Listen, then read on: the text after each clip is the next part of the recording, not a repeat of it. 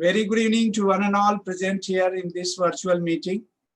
First of all, I welcome you all to this virtual meeting, and I also welcome today we have with us a very renowned personality in the field of copyright, and that is Madam Naomi Khan.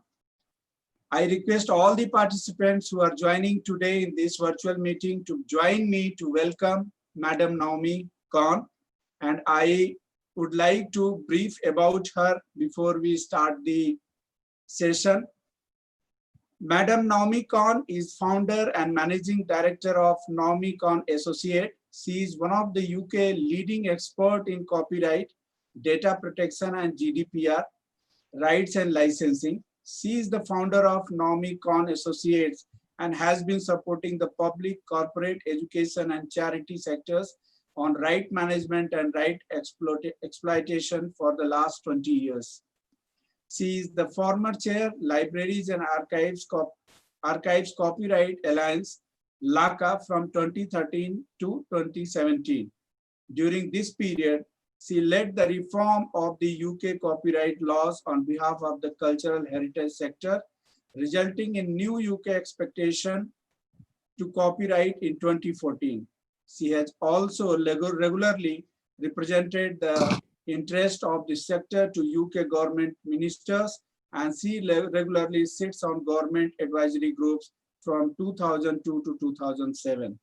Naomi was the secretary of the Museums Copyright Group and also a founding member of the Museums IP network. From 2015 to 2017, Naomi was a trustee of the Chartered Institute of Library and Information Professional, that is CLIP, the second largest professional organization for librarians in the world. She is a visiting lecturer at City University, University College London, and Kingston University. In November 2017, Naomi was appointed a Create Industry Fellow, and in 2018, Naomi joined the National Lottery Heritage Fund, formerly it was known as HLF, Advisors Network, as a sectorial specialist on rights management, supporting the National Lottery Heritage Fund and its funded projects. She has created the program and chaired for annual CLIP Copyright Conference since 2011. Together with Charles Oppenheim and Adrian Moore, Naomi has co-authored a new book which will be published in spring 2020. Information Law, Compliance for Librarians, Information Professionals, and Knowledge Managers. I'm really, and we all the participants really are honored to have you, madam, today on this event. And we all welcome you on behalf of all the participants and my own behalf. From the bottom of my heart, I welcome you to this program. May I request you now to please start the session. Over to you, madam. Brilliant. Thank you so much, DP, and for the extremely warm welcome. I'm thrilled to be presenting today and to welcome all our viewers to the webinar, where I'll be giving an introduction to copyright for about an hour or so. And the idea is that after I present it to you, I'll invite you to ask some questions via DP, who will then relay the questions to me, and I'll do my very best to take as many questions as time will allow. Thank you. Sure. Okay, so I'm just going to load up my presentation for you. Okay, madam, please go ahead. Okay, lovely. DP, is that okay? You can see it okay? Yeah, it's okay now. Brilliant. Okay, thank you very much indeed. So let's take you through some slides. First, I'd like to tell you about the copyright of my slides. So you are very welcome to reproduce my slides for your non-commercial purposes. So that's important to always start with a copyright statement. Start as we mean to go on. And I'd also like to just give you a little gentle disclaimer saying that I'm going to give you an opinion about copyright and give you some very basic nuts and bolts. But of course, many situations are very dependent on the context, and so we would always recommend that you seek advice from a suitably legally qualified professional. So these are the things that we're going to be covering today. I'm going to give you a basic introduction to intellectual property rights. We're then going to be looking at copyright, some of the key challenges for librarians and academics, researchers. I know many of you are from those different organizations. Look at some substantive solutions that will help you move forward from today. And then finally, we'll look at some top tips. So areas that you can think about to help you on your journeys to be copyright compliant. Broadly, this is us. I just want to introduce you to the rest of my team, Patrick and Maddie, and also our website URL. If you want to download any resources from our website, you are most welcome to do so. Our team includes not only Patrick and Maddie, but we also have almost 25 of the best consultants in the UK, specializing in data protection, and copyright and privacy and licenses. And you can read up all about us on our website. We've been working in the field now for over 17 years, and these are just a snapshot of some of the amazing organizations we have helped over the years, lots of museums and universities and research-based organizations, and it's our honor to have helped them along their journey to try and achieve copyright compliance and also make the best of their IP assets. So I wanted to start by setting the scene. What are the sort of key areas that we need to know about in order to place copyright within its appropriate context? I wanted to remind you about the world in which we live in today, where anyone can connect with anything, anyone else, anywhere, anytime. And this is by virtue of developments and advances in technology. I certainly remember 30 years ago when I was a student, that we didn't have the technological interfaces that we have today, and simply if we needed something from the library, it meant books or journals or something called microfiche, which I kind of never really knew how to use.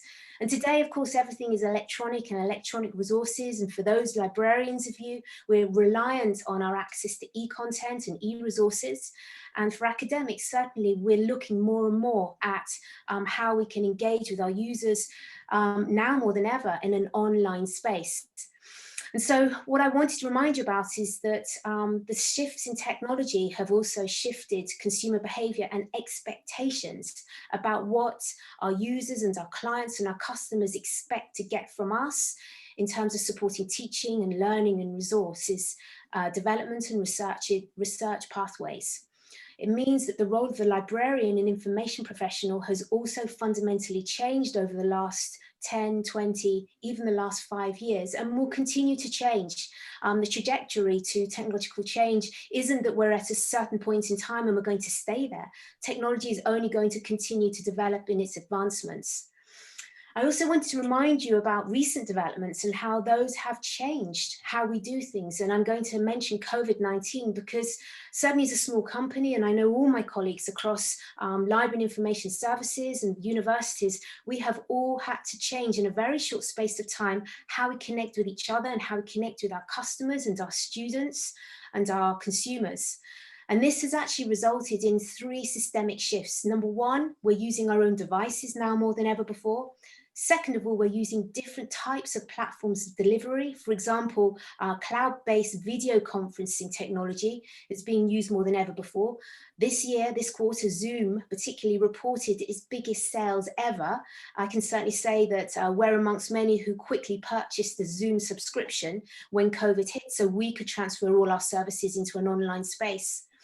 And also, because of COVID-19 and the need to develop online resources and engage less face-to-face and more in a virtual environment, our needs for content has shifted as well. But within all this change and all these developments, whether they are more longer term or short term, our requirements for copyright compliance and our legal compliance obligations have not changed at all. I wanted to remind you as well, before we start unpicking copyright in more detail, that actually we're in a world now where content is everywhere. Everywhere we look, there's stuff. And I know a lot of this is to do with our engagement through the internet and the amount of volume, the volume of content that we have access to is extraordinary in ways that we could never have envisaged, maybe again, 10, 20, 30 years ago. And so here is a good point, once we set the scene and we've just sort of reminded ourselves about the world in which we are right now, and maybe even some of the challenges are starting to occur to you. now is a good time to remind ourselves about what we mean by copyright, particularly within the context of its broad family of intellectual property rights. So copyright is a member of the intellectual property rights family, and broadly, intellectual property rights protect fruits of the human mind. So this is anything that's resulting from unique human endeavors, original inventions and innovations, and original creations. And I use the word human very clearly and very particularly, not animal, not vegetable, not mineral, of course, nor machine. This has to be human derived. And certainly on, again, looking at a sort of a broader contextual level, there are big discussions right now about the relationship of AI, artificial intelligence, and IP. And even in the UK, we've seen certain artificial intelligence derived patents being presented at the UK's Intellectual Property Office for registration, which have been denied because they are not human derived. And this is a big issue right now being discussed at the highest levels. So watch this space. I wanted to remind you that intellectual property rights isn't just a thing for a thing's sake. It's really crucial that we have robust intellectual property rights laws to protect traded goods, and therefore intellectual property rights are fundamental to supporting trade. And indeed, countries that wish to sign some of the biggest trade agreements, certainly like India, will be required to sign some of the most important intellectual property rights agreements at the same time, and as a prerequisite for joining some of these big trade agreements. Intellectual property is named thus because, just like property, it behaves in the same way. You can buy intellectual property rights, you can sell, you can license them out, which is equivalent to renting them out, you can bequeath them. So we need to remind ourselves about how intellectual property works, what it protects in very broad brush terms, and why it's important. But that's not the only thing I want to tell you.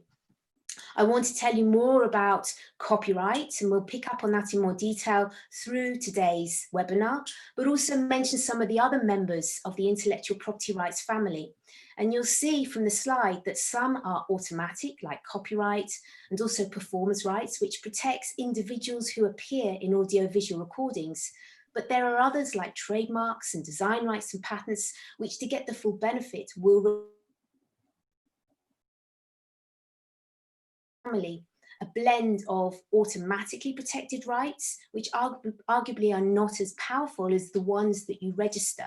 In other words, the more you register intellectual property rights, the greater the cost, because registration takes time and it costs money and resource and capacity, but the greater the benefit.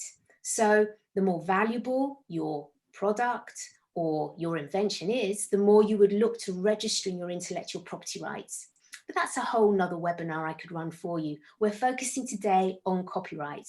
So to remind you, copyright, again, in broad brush terms, is an automatic right that protects creative works. And just a little reminder here, please don't forget other legal issues like privacy. Certainly in the EU and in the UK, we have had a big change in our privacy laws through GDPR, which many of you may have heard of. So often in our worlds, we have an interconnectivity between copyright and other legal issues. So this is just a little reminder about that.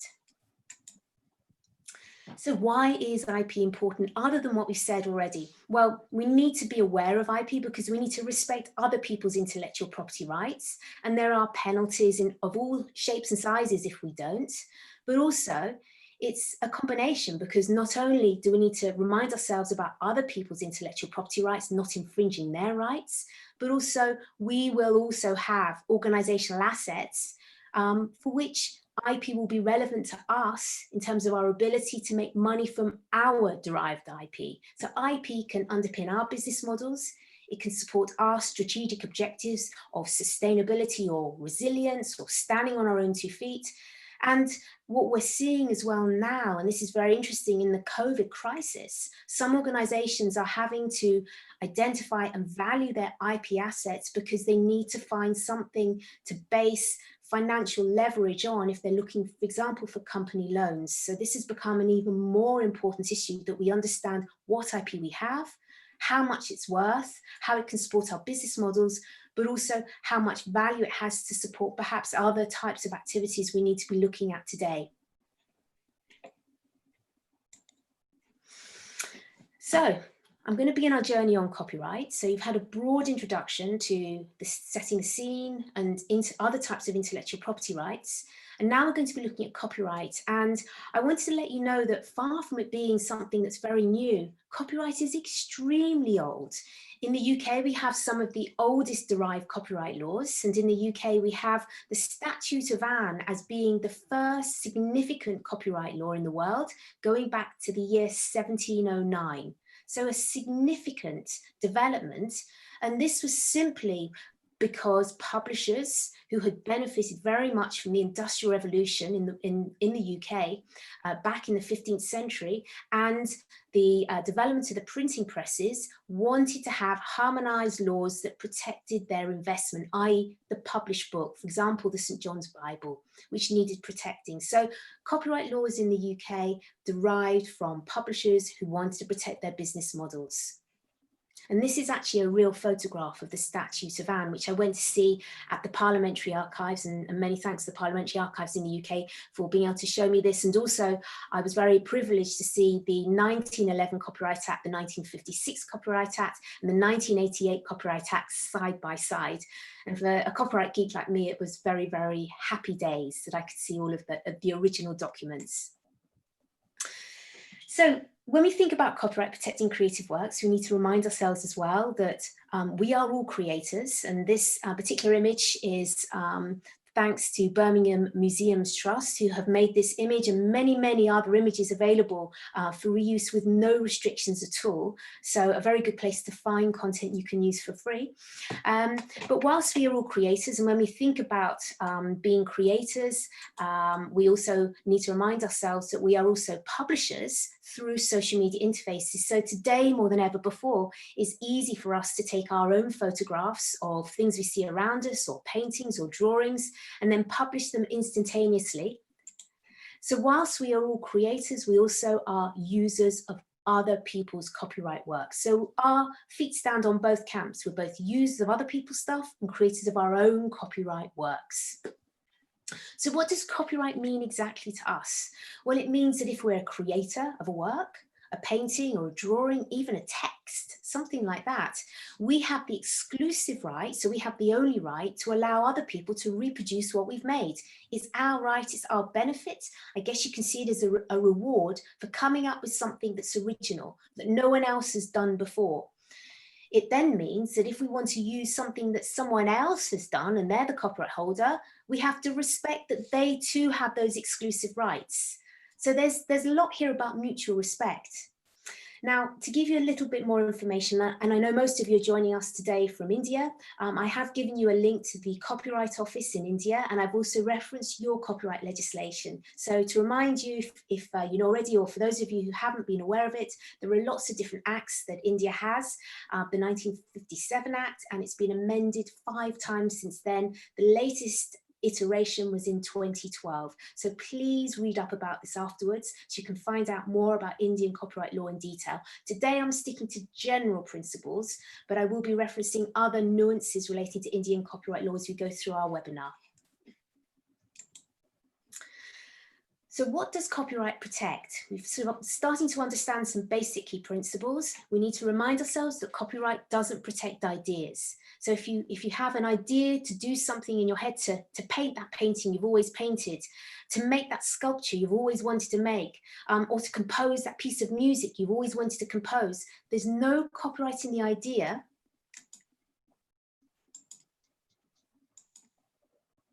It's when that idea becomes tangible. You can see it or hear it or touch it. And it can be digital and it can be print. It doesn't matter. It needs to exist. And there's a really lovely logic there, I've always thought, which is that it's very hard to prove that you're the copyright holder of something if you haven't made it. But certainly if you've made it, if you've created it, then you can demonstrate that it's protected by copyright. And I was mindful that when I looked at the Indian Copyright Office website in preparation for today's presentation, there is a process you can go to register your copyright with them, because that can be very useful if there's an infringement. And so it might be worth considering, if you are a creator of something that's original, okay, that's new, that's never been done before, you might want to look at registering it if you're worried that it could be infringed, or if it's got more value for you, maybe that you want to make money from it, or it's got very sort of high reputational value for you. And you can go and have a look at the link I gave you in the previous slide to connect with the Indian Copyright Office. Now, I want to talk, before we go into any more detail, about duration of copyright and some of the specific categories of works that copyright does protect, and look at the issue of ownership. And I find in my career, and I've worked with lots and lots of different organizations and museums and libraries and archives, that often colleagues that I work with, and even visitors, whether it's to the website or coming to the premises, often get confused about the difference between something they may own and the ownership of rights. And so the little example I wanted to give you was, in theory, if I were to write my cousin a letter and my cousin gives the letter to his wife, I wanted just to sort of give you a moment to have a ponder over who might own the copyright in that letter, based on what we've talked about so far. Is it me? Is it my cousin? Or is it my cousin's wife? Okay. And I find this little scenario extremely useful for unpicking the differences between ownership of rights and ownership of content, because indeed in this particular scenario, I would be the copyright holder in the letter because I wrote it. I'm the one that benefits because I put the words down. They're my words. And that's what we need to remind ourselves about copyright. You can own something, but it doesn't mean you own the rights. And if you don't own the rights, it doesn't give you the ability to freely reuse that item. So let's break this down a bit. I said that I own the rights. My cousin would be the recipient of the letter, that's fine. And then my cousin gives the letter to his wife. Well, my cousin's wife would then be the owner of that particular letter, but that wouldn't stop me in any situation from owning the rights and being the one that can control whether that letter can be copied or not. A little bit about duration for you. So how long does copyright last for? It actually lasts for a very long time, much longer than a lot of people think. The duration of copyright in India is the lifetime of the creator plus a further 60 years after they've died. Okay, so you can have items in copyright for hundreds of years if someone lives for a very long time. In the UK, we have lifetime of the creator plus 70 years, and then there are other countries that have lifetime plus 50 years. But 50 years, lifetime plus 50 years is always the standard for most countries in the world, by virtue of the fact that pretty much all countries in the world, apart from really just a handful, have signed up to major conventions, and in particular something called the Berne Convention, which actually, as it turns out, is a requirement to sign up to before countries are allowed to sign some of the significant trade agreements that I mentioned before. So types of works protected by copyright. Again, looking at your legislation in India and looking across other countries' legislations, there is a certain similarity between the types of categories of works protected by copyright. These are the main types of works that would normally be protected. Artistic works, which are things like photographs and drawings and paintings and sculptures.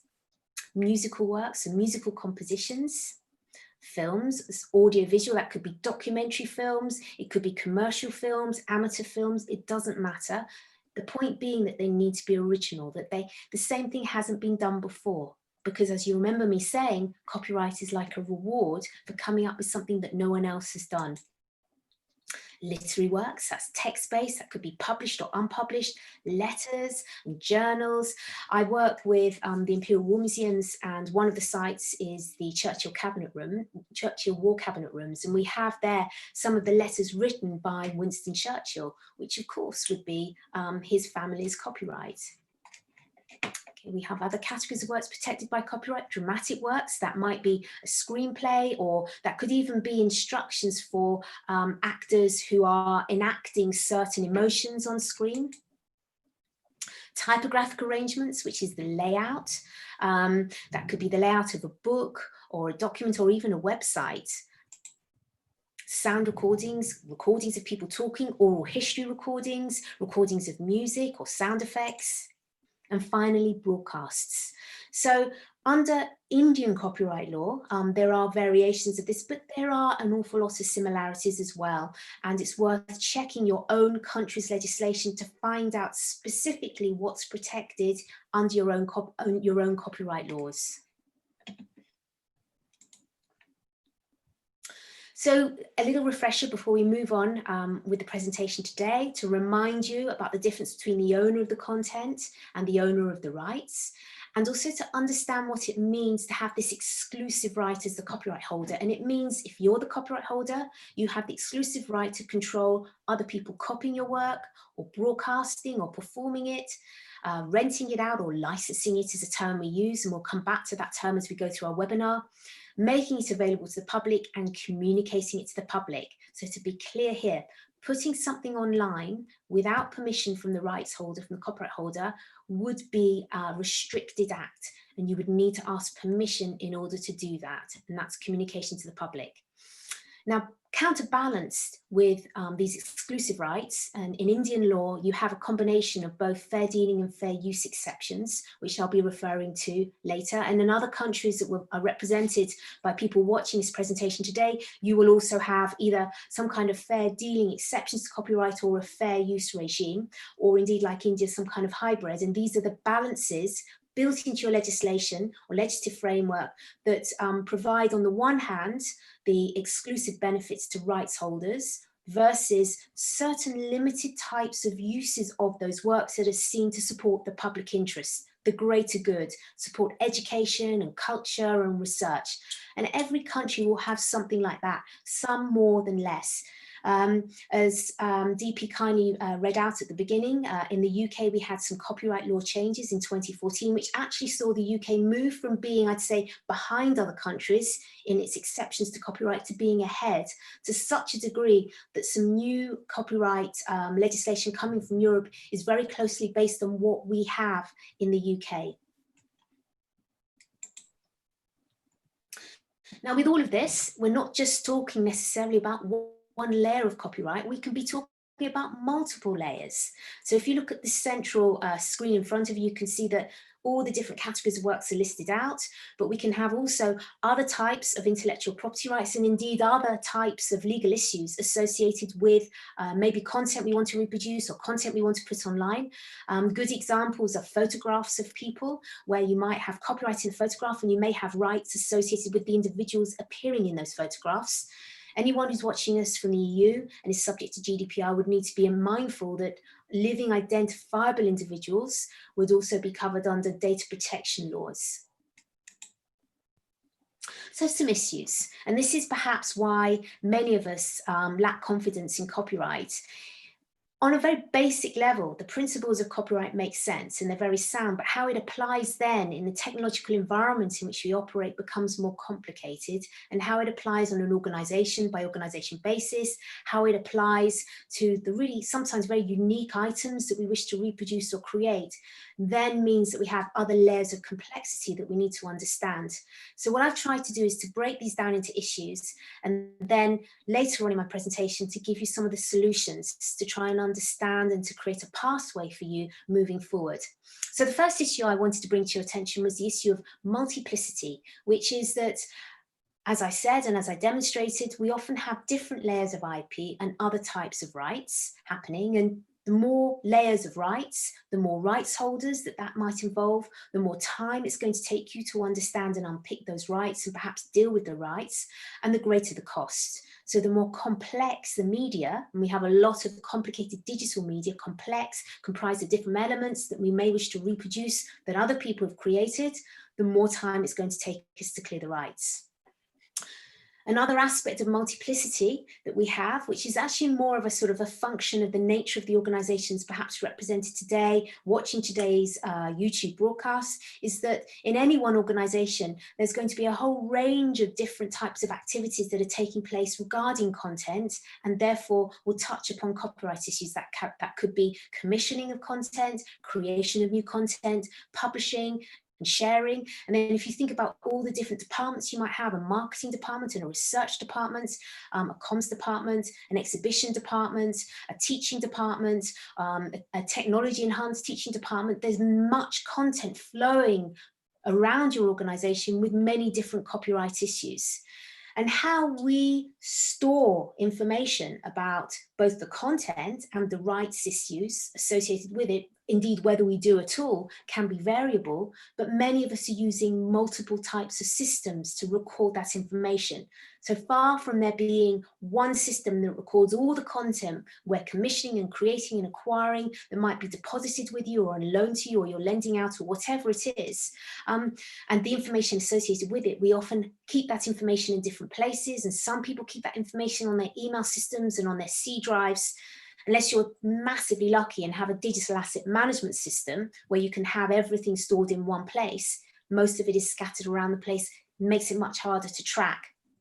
And that's also linked to the fact that many organizations have different types of relationships with people involved. It could be staff and contractors and volunteers and different people involved in content creation and acquisition and commissioning and use, etc.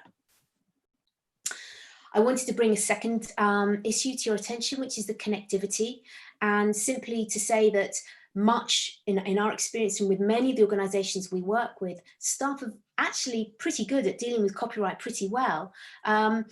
And they hold fantastic amounts of information in their minds, but we're not so good as a sector. And I think there's a growing movement towards this. And certainly in the UK, we have sort of specific groups for knowledge managers and information professionals to try and address this. But actually connecting staff and their knowledge to the content itself. So trying to deal with the big issue of knowledge management. And when it comes to copyright, and if someone has maybe negotiated a very good copyright license or a very good deal for the organization, finding a way to encourage them to document what they have done rather than keep that information in their heads. And again, there are challenges we have as organizations with sort of linked to the issue of multiplicity, multiple types of engagement with content and multiple people using multiple systems, which is just connecting the content with the process to clear the rights, following formal processes. We've over the years worked with many different organizations and museums and libraries and archives to help them develop formal processes so staff know what to do when they're engaging with content, no matter what, when to clear rights, what rights to record, what processes they should be following, what should they do if they can't find the rights holders. And that's fundamental. And it means that I think our very views as copyright being this other compliance issue needs to be brought back into whenever we think about content, thinking hand in hand about the relationship between the content and the copyright, the rights to use it, who owns what rights. And this information can then be connected to the content. And finally, I wanted just to pick up on an issue of reliability, which links very substantially to the first two issues that I've spoken about, which is that those organizations we've worked with that have had systems and databases to record the copyright associated with a piece of content, use variable structures to record that information. They might have a sort of a free text where they record that information. I'm a great believer in sort of structuring fields on a database to record information so that that information is then more easily searchable and retrievable. Many organizations we work with don't record the information at all, or indeed it's out of date. So that reliability, even if there is a rights information, can be variable. So again, taking a bigger view, because I want to home in on some of the sort of more specific issues relating to copyright and how you can move forward and what you can do next. I wanted to remind you graphically about sort of the situation we're in, and this is across the world, which is that the speed and sophistication of technological change is so much faster than the speed and adequacy of legislative change, and particularly copyright laws. So there's so much more that we can do with technology than the law allows us to do. And to show you what the responses are, and then how we deal with this as librarians, information professionals, academics, and whatever your role is, whoever you are that's joining us today.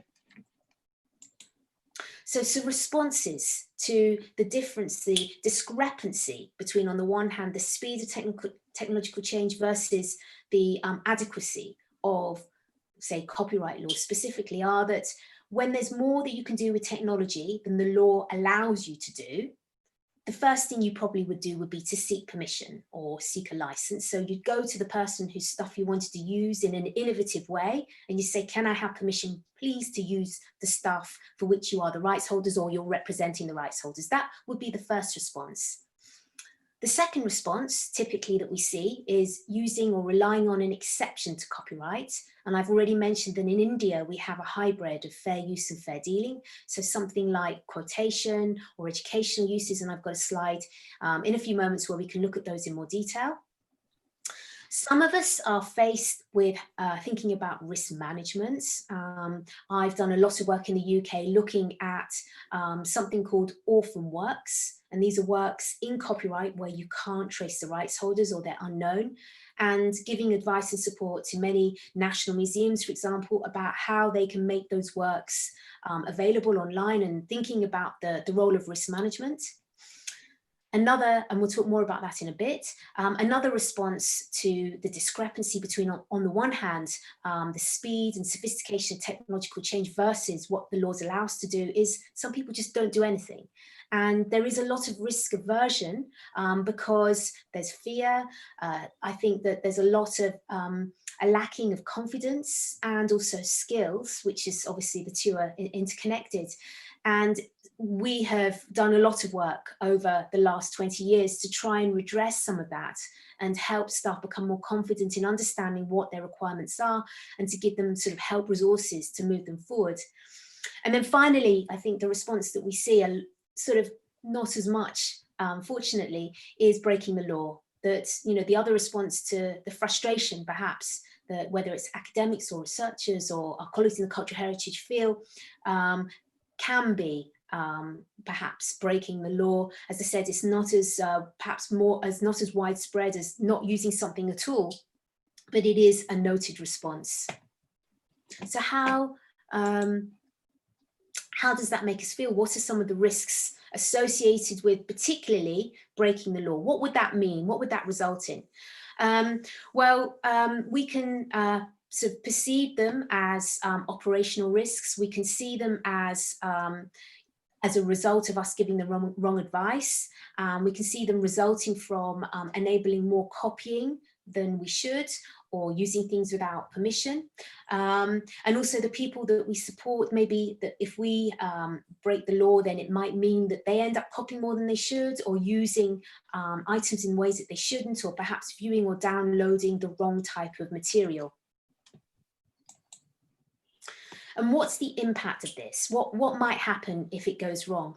Well, under Indian copyright law, infringing copyright can be a criminal offence, as it can be under UK copyright law. And I'm sure when you check any more country-specific legislation, that will also be repeated. Infringing copyright can lead to financial penalties, so paying damages to rights holders. These are the things that don't get to court. These are things that I often hear about, which is where clients of ours might have used something mistakenly without getting permission, or maybe they thought they could use it, and then being asked by rights holders to pay, and to pay not just the license fee, but to pay an additional fee. So financial penalties, money that you perhaps hadn't intended to spend, you'll have to find.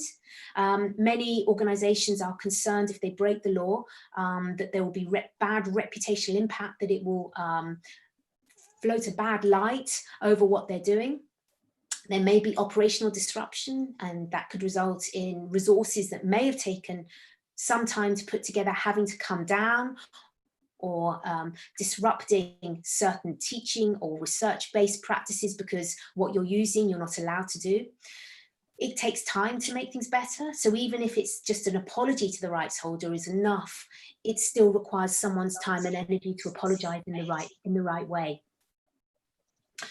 There are concerns about the impact of infringing copyright, that people who would normally use our services won't use this again, and then you can see that sort of it gets worse and worse, so possible disciplinary proceedings or job losses, and indeed criminal proceedings if there has been a substantive and sustained infringement of copyright with a large amount of material, or for example, if any technical protection measures used to protect the work from being used have been broken. Those sorts of things can result in criminal proceedings. So the impact can be unpleasant at best and very worrisome at worst for an infringement of copyright.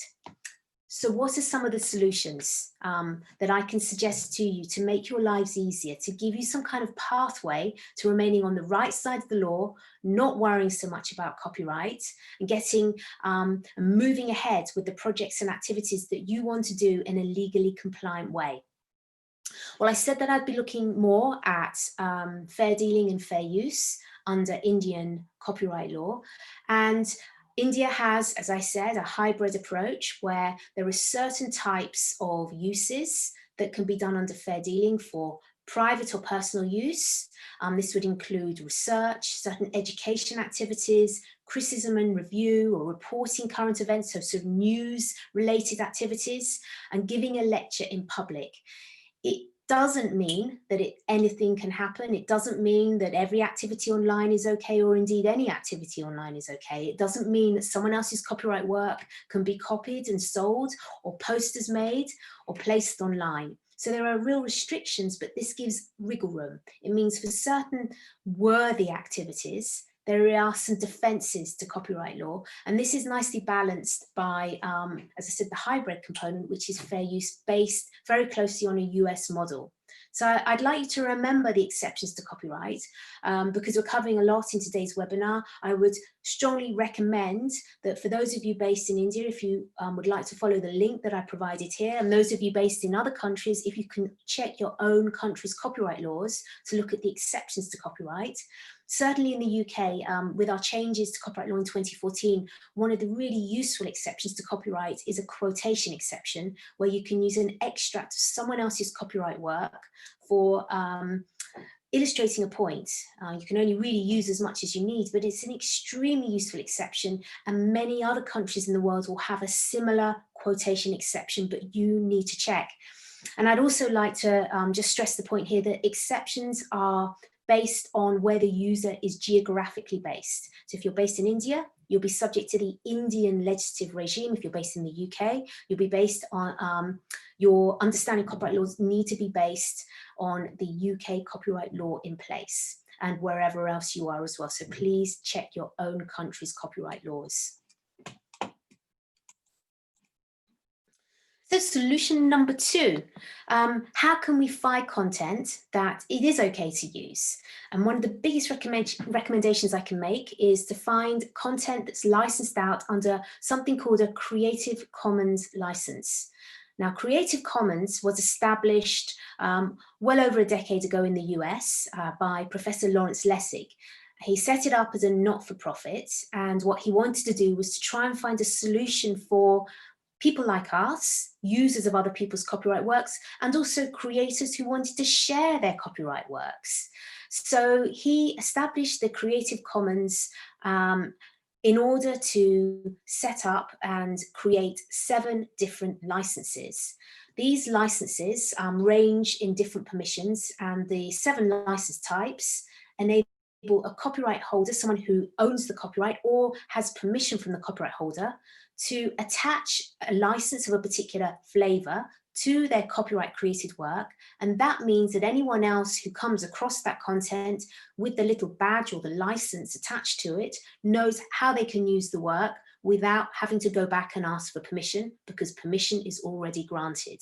And these range from allowing somebody like museums in Birmingham have done to do anything they want with the work, to more restrictive Creative Commons licenses, which only allow use for non-commercial purposes and also might restrict the work from being edited or changed. So it depends on what the license type is. Now, if you are using a work within the license terms, that's fine. You don't need to go and get permission. You need to honor the terms, and the licenses are available in very easy to understand formats. But if you want to do something more with the work, you would need to go and get extra permissions from the rights holders.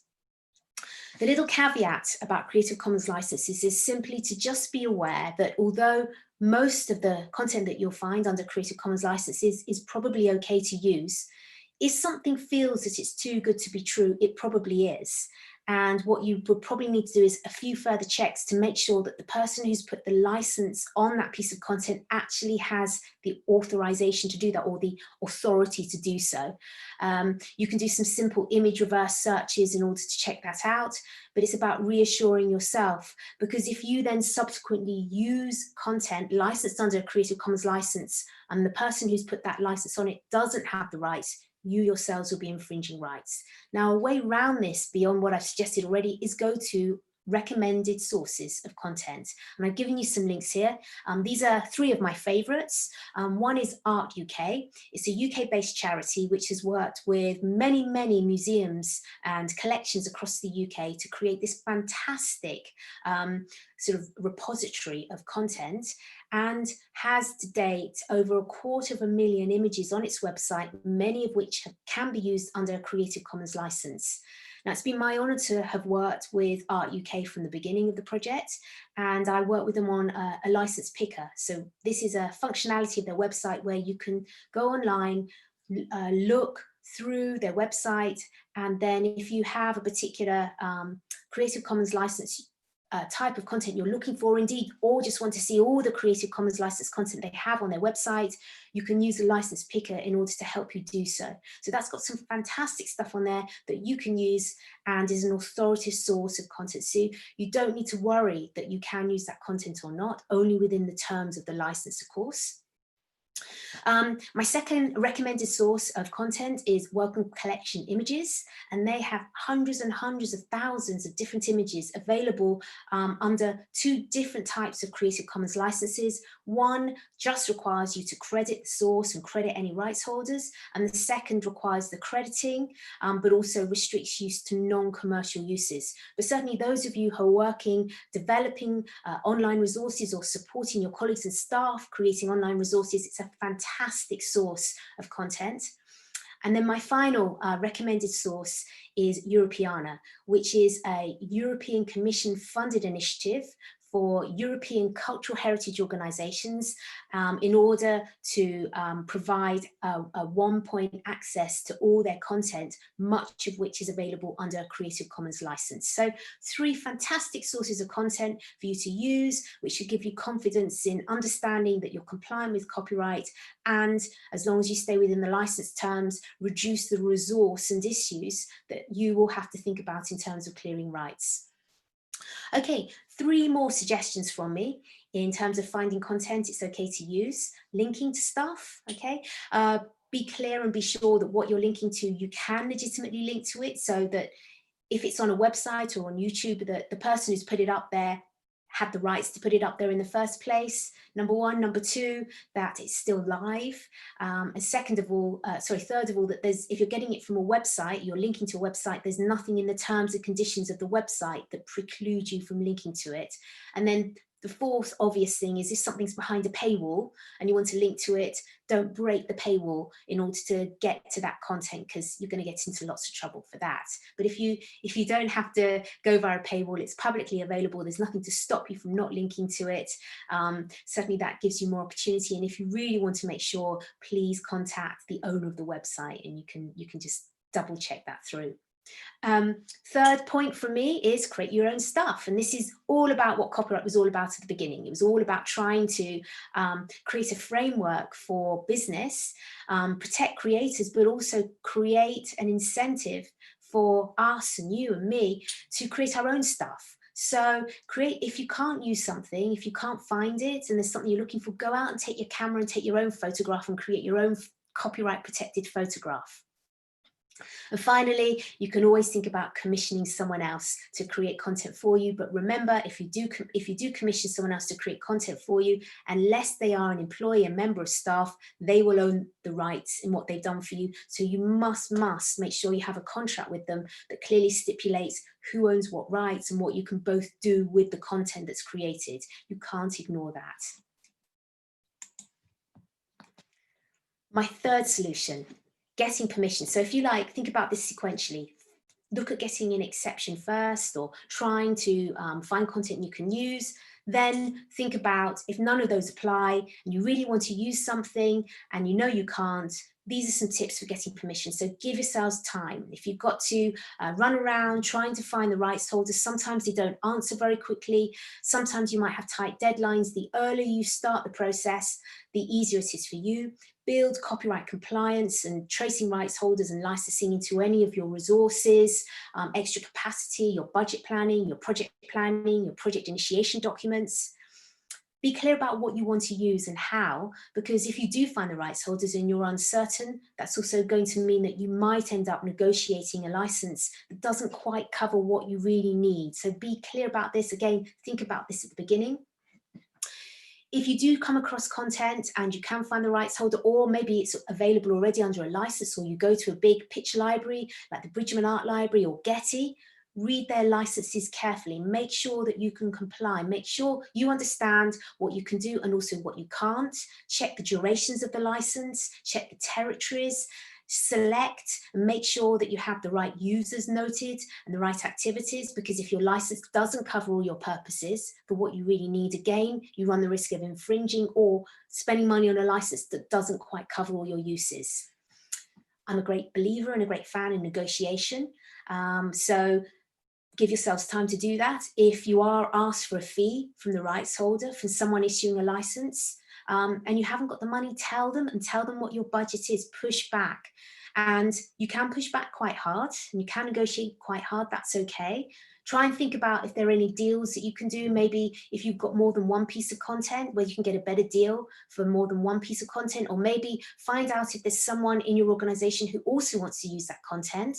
And then you can maybe get a really good bargain for that. And clearly, if you're not happy about it, and even in the middle of negotiation, walk away, be brave. And this is, again, goes back to the point of giving yourselves enough time to do this. And there's a lovely story that I tell a lot about. One of the colleagues that I work with at one of the national museums that I support in the UK, who was asked for, it's about £18,000 worth of licensing fees to use 3 small pieces of film that were 30 seconds each. And the colleague that I work with on this absolutely needed these 3 pieces of content. They came from the same piece of footage. And she said to me, look, Naomi, she said, what can I do? How can I get around this? I said, look, negotiate, go in hard. And she was so successful, and she really listened to me. She really thought hard about how she could bring the price down, that she brought the price down from £17,000 to £500 for all 3 pieces of content, because she was brave and confident and knowing how much money the organization had. So there are some sort of good news stories in here for sort of being robust in negotiation. And then if you are successful in getting the permission that you need, make sure that you record what the license says, when it expires, what it covers, and tell everybody who can benefit from it. The number of times we've seen really successful license negotiations, but staff and contractors don't know what those license terms are, and it's a real shame. So it's about communicating it and raising awareness. I wanted also to talk about Orphan Works, because I did mention these, and I just wanted to sort of pick up on issues that I've managed to work with for the organisations we've represented here in the UK, and to think about Orphan Works. Not all Orphan Works are the same. Older Orphan Works arguably are easier to use than more contemporary ones. Depending upon the type of orphan work, it might represent either greater or less risk. So think about each item, and also the context of use matters. And we've done lots of work with UK-based cultural heritage organisations on risk management, and that means documenting efforts to try and trace rights holders, having clear processes, recording all the processes that are followed, having checklists, having what we call notice and takedown policy and procedures. So having notes on your website if someone comes forward and isn't happy, so you can deal with it quickly. And this is about risk mitigation, so risk management and understanding the nature of the work within the context of how it was created, for what purpose, the nature of the possible author, and your context of use, and your kind of subsequent pathway forward is directly proportionate to how you can make it better if it goes wrong. And I like to use the term a lot with everything that we do, reasonableness. And you remember I said at the beginning of this presentation that you will be both a copyright holder and also a copyright user? Well, reasonableness in using someone else's copyright work, particularly if it's an orphan work, I would say should be a gut feeling. And we should be asking ourselves, okay, well, if that were my work, if I were the copyright holder, how would I feel? Would that be reasonable? And that often gives us, I think, a really good sense. It's a judgment call, right? It's about trying to understand how we would feel if it were our work, as a way of understanding, would it be reasonable for us to use such a work? The other 2 points I would raise about dealing with orphan works are document decisions, keep a record, and finally, making sure that there is a high level of awareness in your organisation about them and what you should do if you encounter such copyright works where you can't trace the rights holders or the rights holders are unknown. So what are my top tips? There's a lot here, right? I wanted to break it down into 7 key tips for you to take away, for you to digest and think about as a pathway for moving forward, taking away some of the fear about copyright and giving you some practical steps to remain compliant with the law.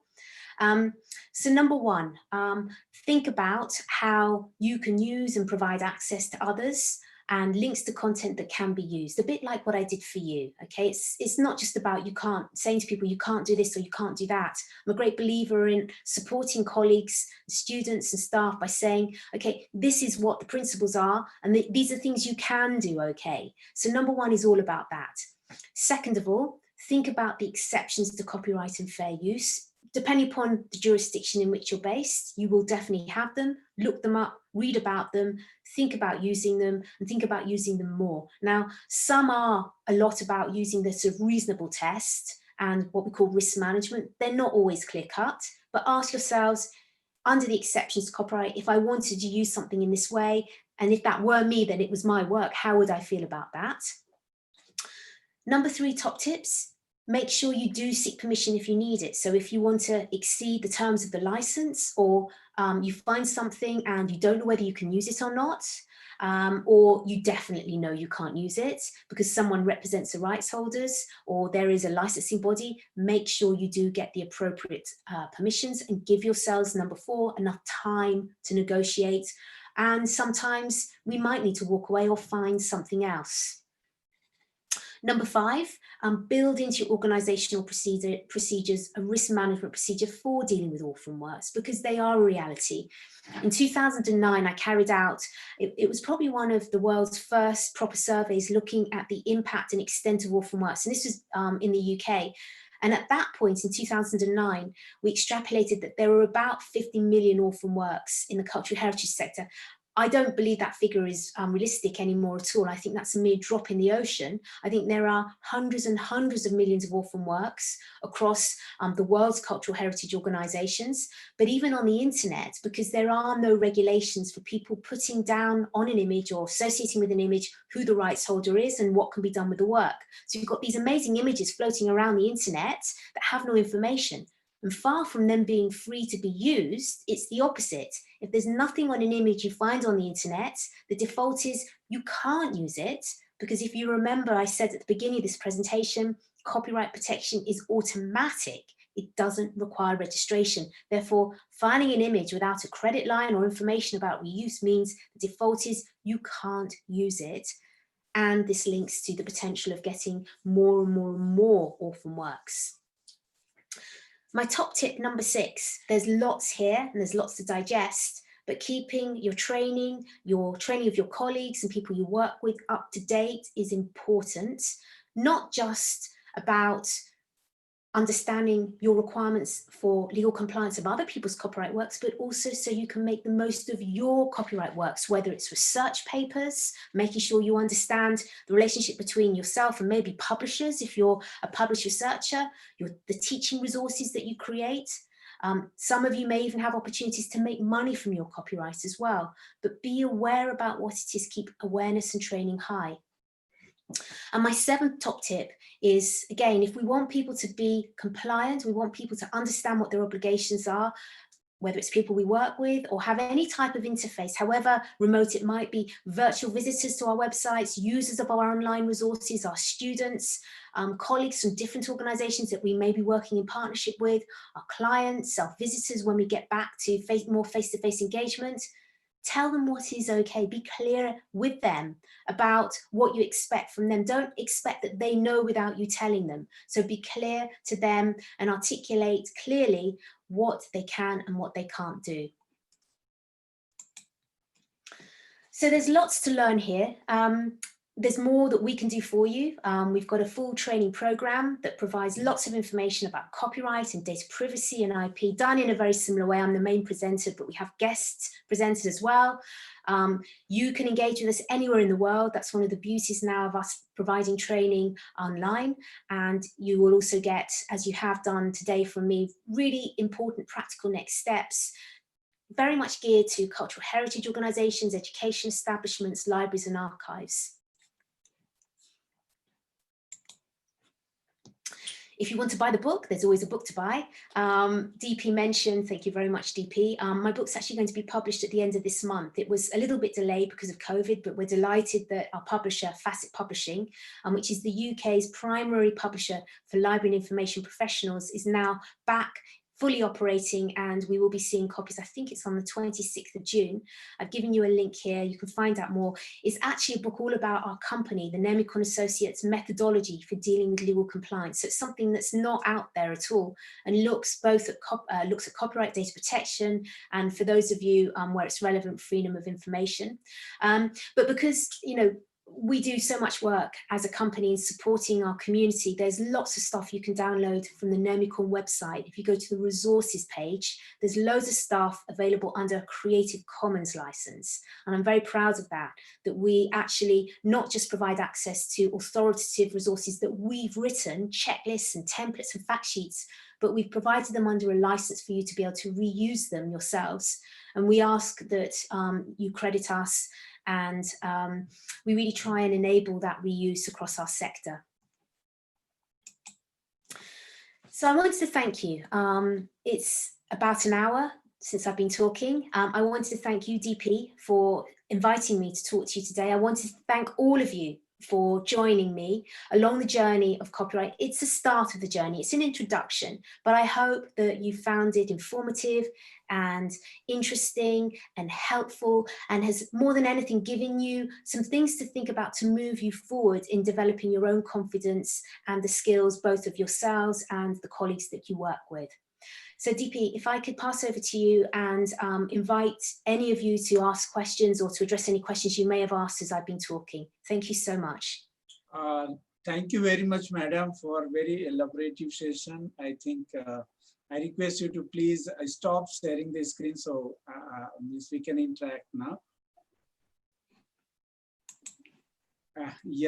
I think you have touched upon every area which is related to copyright and with a special reference to India, and especially you have given and thrown lights on different aspects, that what is the fair use and what are the things we need to check before we use any content, and we should be sure whether it is ready to use or not.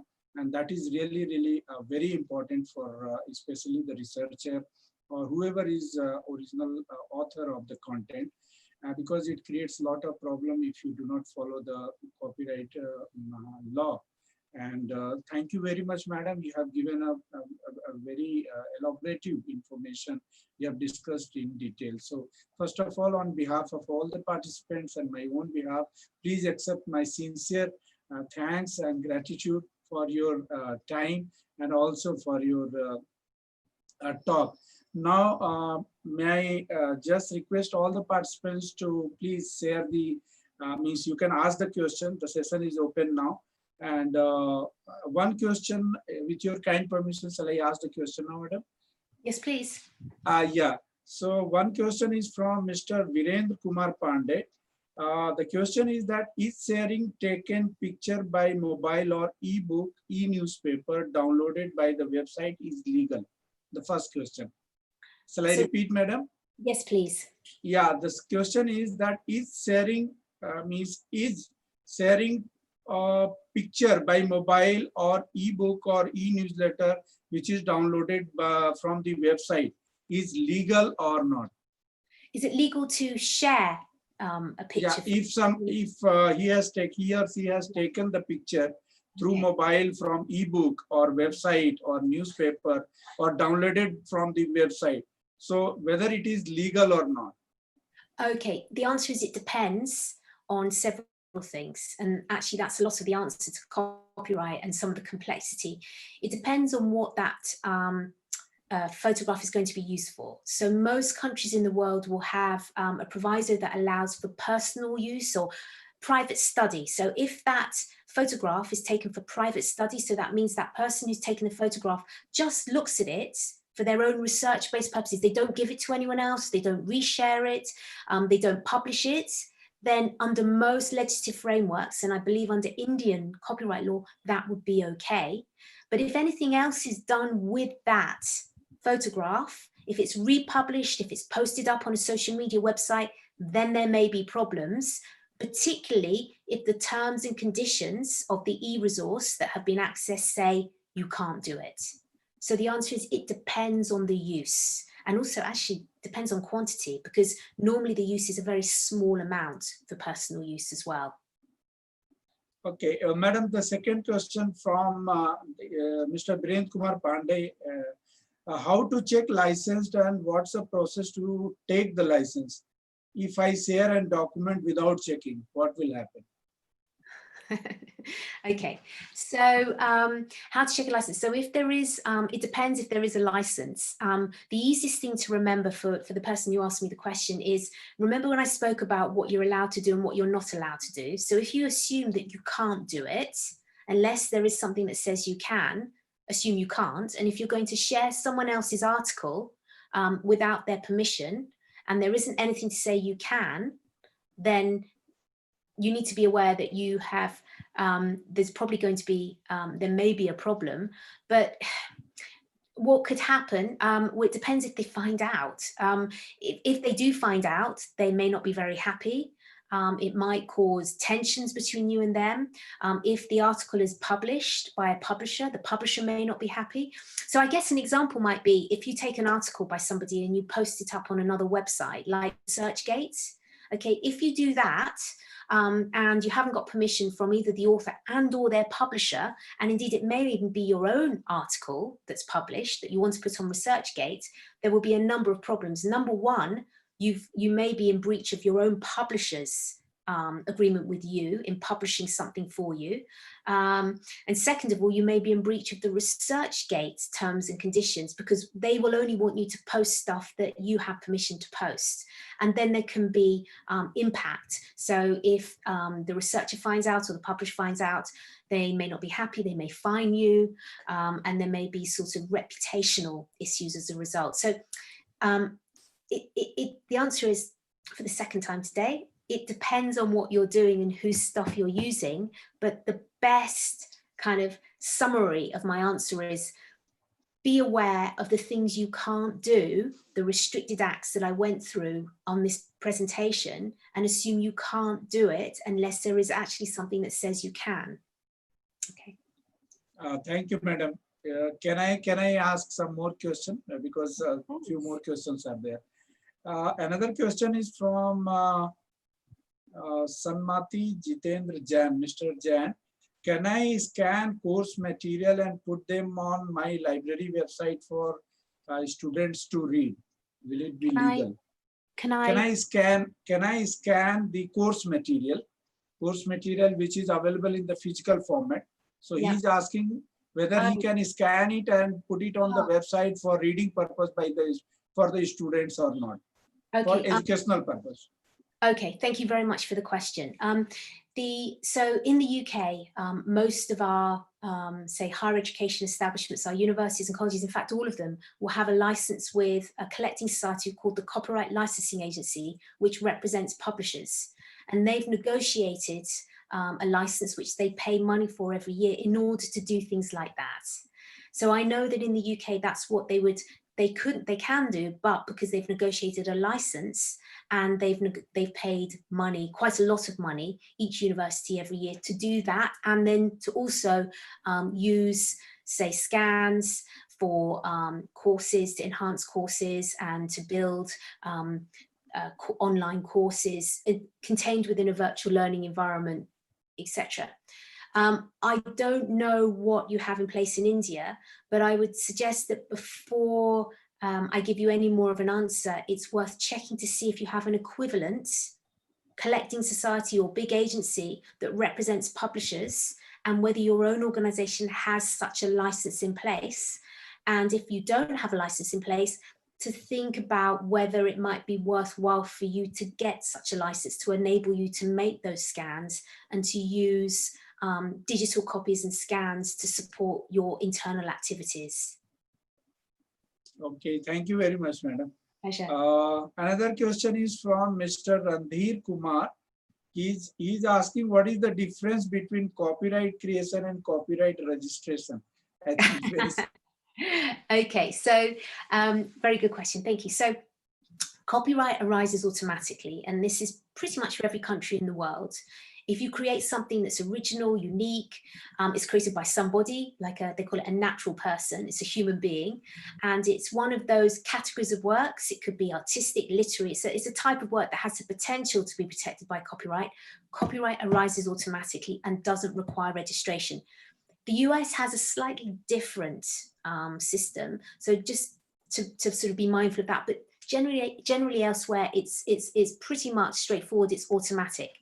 Now in India, your Copyright Office, because I researched into this, does provide a step-by-step registration of copyright, but it's not a requirement of copyright protection. The registration process you would go through for copyright would be if you want to be able to demonstrate that you are the copyright holder, maybe because you worry that someone might infringe your rights, or what you've created you're going to take to market, it's got high commercial value for you, it's really important for you, you want to just be really, really sure that you can demonstrate it's yours.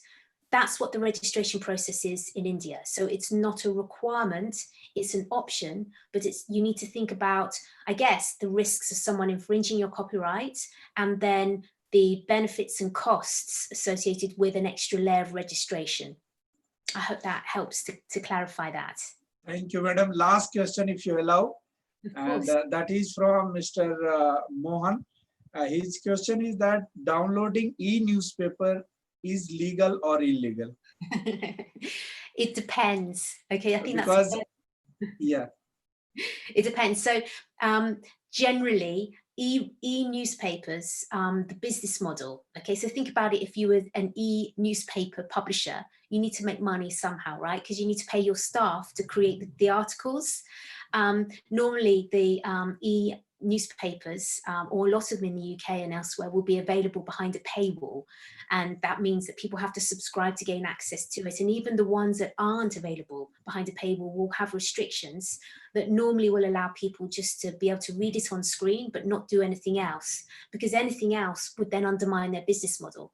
So the answer is it's probably not legal, but if you really want to check the terms and conditions of the website, and hopefully that should clarify what you can and can't do. And if it doesn't, if you do want to download a whole e-newsletter for anything more than personal use or newspaper, then I would suggest that you contact the newspaper publisher and just make sure that your use is allowed. Or what does that mean? A license or a cost, a fee, something like that. Thank you very much, madam. Thank you for answering all the questions of the participants. And it has really been nice to listening to you on copyright. You have given really a very nice covered the whole information related to copyright, and it will be definitely useful to all the participants, and they will definitely see that how we can make use of it. And we will also stick to whatever you suggested in your slides. So thank you very much. Thank you very much for accepting our request to be the speaker today and enlightening all of us on copyright. So once again, expressing my sincere thanks on behalf of all the participants and my own behalf. Thank you very much. Thank you, DP. Thank you, stay happy and stay safe, madam. Thank you. Everybody too. Thank you. Bye-bye. Thank you.